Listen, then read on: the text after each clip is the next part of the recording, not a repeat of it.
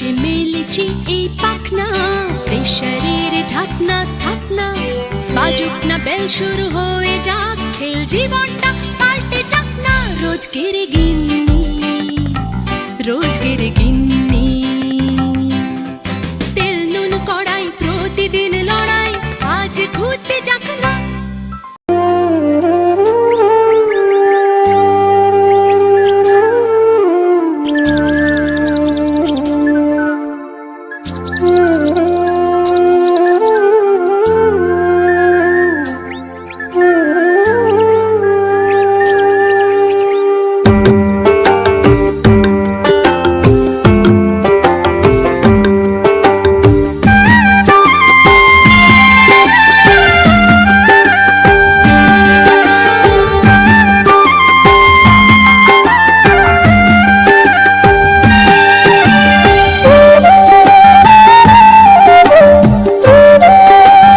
Hello everyone, কেমন আছো সবাই? আশা করি সবাই খুব ভালো আছো, আর আমিও খুব ভালো আছি। তো আমার একটা নতুন ভিডিওতে তোমাদেরকে অনেক অনেক অনেক স্বাগত।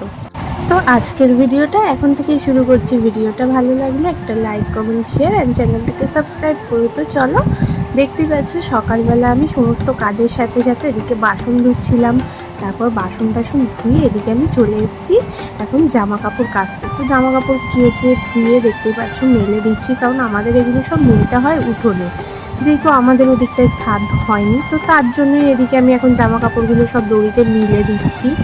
তারপর রীতিমতো আমি স্নান সেরে মামাদের বাড়ি গিয়েছিলাম একটুখানি, তারপর আর ভিডিও করা হয়নি। তো এখন মামাদের বাড়ি থেকে ফিরছি, এখন প্রায় বাজে 12টা, সাড়ে 11টার মতন বাজে।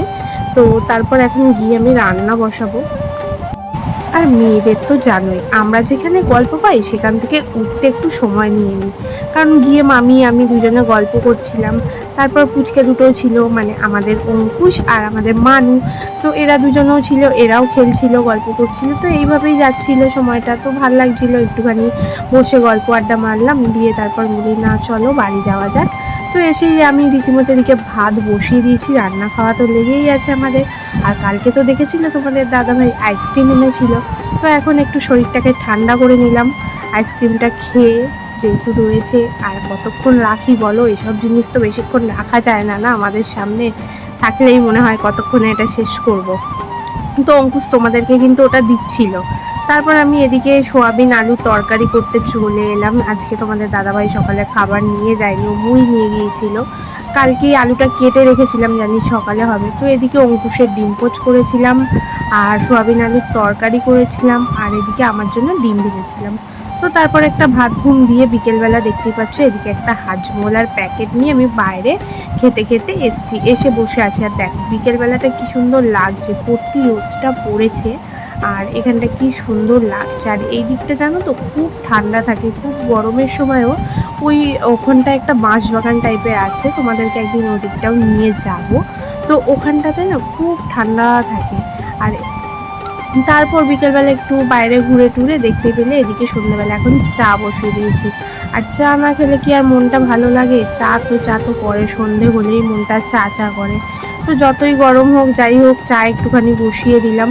আর মাঝখানে চাটা ছেড়ে দিয়েছিলাম, আবার অভ্যেস হয়ে যাচ্ছে, চাটা খেলে খুব প্রবলেম হচ্ছে, অ্যাসিড হচ্ছে।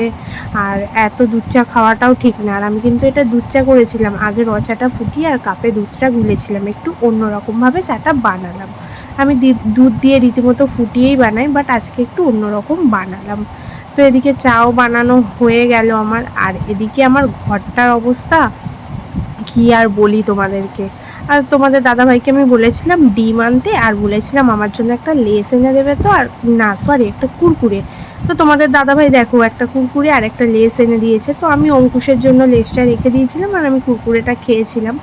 আর এই দেখো আমার বিছানার অবস্থা, তোমাদের দাদাভাই আর অঙ্কুশ ঘরে থাকা মানে বিছানার দফা রফা করে ছেড়ে দেয়, জানো তো। আর কাদের ঘরে এরকম হয় একটু কমেন্ট করে জানিও তো, আমার ঘরে তো রীতিমতো চলতেই থাকে এসব। তো এদিকে আমি একটুখানি ডালটা ধুয়ে নিলাম, নিয়ে এদিকে কড়াই তেল দিয়ে পেঁয়াজটা ভাজতে দিয়ে দিলাম। আজকে ডালটা একটু অন্যরকমভাবে করবো, আমি সচরাচর এইভাবে ডাল করি না। তো আগে একদিন করেছিলাম, খুব ভালো লাগছিল, তো তার জন্য আজকে এইভাবে করলাম সবসময়। আর রাতের দিকে আমাদের ফোড়ন ডাল খুব একটা হয় না, সেদ্ধ ডালই হয়। তো তার জন্য আজকে এইভাবে বসালাম, কারণ ডাল সেদ্ধ করে ওই নামানোর আগে পেঁয়াজ কাঁচা লঙ্কা তেল দিয়ে ওইভাবে হয়। তো যাই হোক, ওই পেঁয়াজটা ভাজা হয়ে যেত, ওতে ডালটাও দিয়ে ভালো করে একটু ভেজে জল দিয়ে ঢাকা দিয়ে দিয়েছিলাম। দিয়ে এদিকে চলে এলাম ঘরটা পরিষ্কার করে নিতে। ঘরটা যা হয়ে আছে দেখতে পাচ্ছ, বিছানা পুরো জড়ো হয়ে আছে।